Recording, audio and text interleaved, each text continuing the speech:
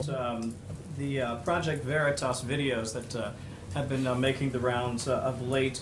Does the White House have any reaction to the dismissal or the severance of two veteran Democratic operatives after the release of the latest Project Veritas videos? In particular, I want to draw your attention to Robert Kramer, a convicted felon who visited the White House, according to reports, 342 times, also met personally with the president some 47 times, the most recent occasion being in June of this year. Well, I've been asked about videos that have come from this outlet in the past, and each time I've tried to urge people to take those reports not at face value, and not just with a grain of salt, but maybe even a whole package of salt, because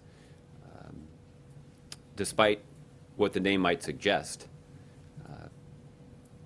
these videos have not often revealed the truth. You do have some people that were sort of shoved out or walked away based on the release of these videos. Yeah, and so that is true, and so that's why I'm reluctant to comment directly on the videos themselves. I think there is a principle, though, that I will give voice to, which is I know that there was the suggestion in some of these reports that it might be a clever organizing tactic or a clever political tactic to try to incite violence at political rallies. That is entirely inconsistent with the president's view about community organizing and waging a vigorous campaign.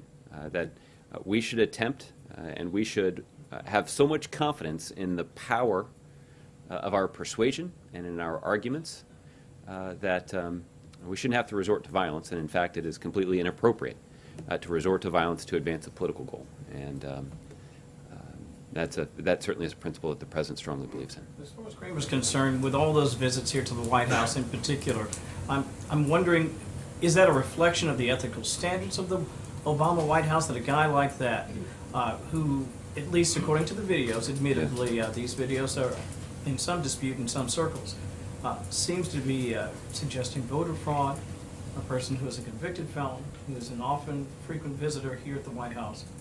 It is a reflection, some would argue, of the standards of this White House, that that's the type of person that's here with that sort of frequency. Yeah. And I think at this point I would urge extreme caution in drawing conclusions about anybody's character based on a few hours of having looked at this video, because time and time and time again, information that is released by this organization is a lot different than initial reports would indicate.